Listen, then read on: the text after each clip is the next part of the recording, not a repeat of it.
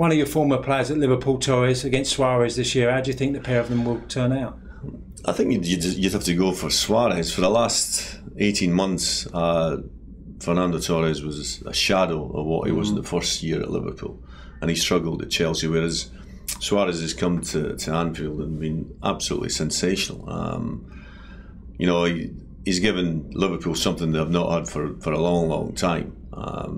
Pace and trickery, basically, the final third of the pitch, and some of the stuff at the end of last season, some of the games at Anfield, and he's ultimately became a hero so quickly that it's like, it is frightening. Fernando, the first year at Liverpool, you just used to pick up one touch and it was in the back of the net, and his pace was like, it was absolutely devastating.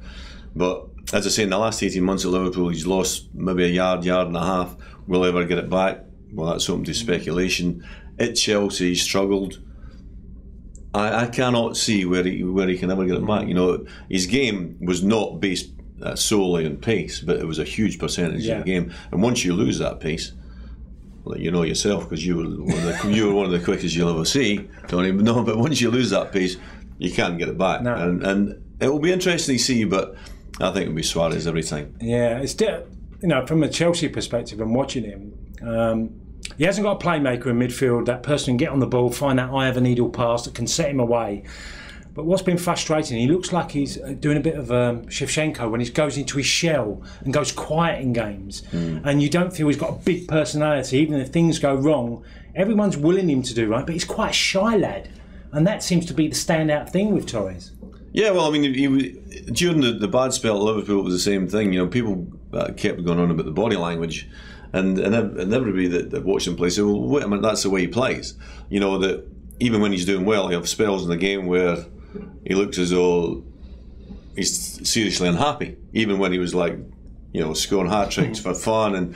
But again, you know, you're right about somebody that can play the ball around the corner. But even for Chelsea, you know, there's been maybe half a dozen occasions where he's had a chance to go past somebody, or he's in a level run with somebody, and the defender, who might not be the quickest in the world, Fernando's not been able to get away from him. And in the first year at Liverpool, you could bet your life that it'd be one touch it'd be in the back of the net. Whereas at Chelsea, and it'll be interesting to see how it pans out, because obviously we were talking before, major decisions, you know, for the manager at 33 years of age.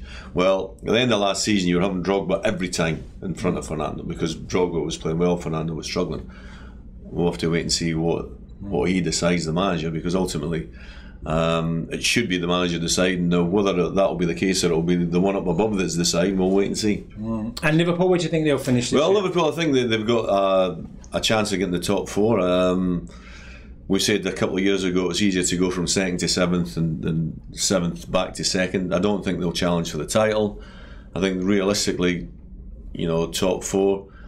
And I think that top four would be progress. I know that everybody says, well, this is Liverpool and we should be vying for the title. But let's get into the Champions League first. And then, and you know, he's bought English or British.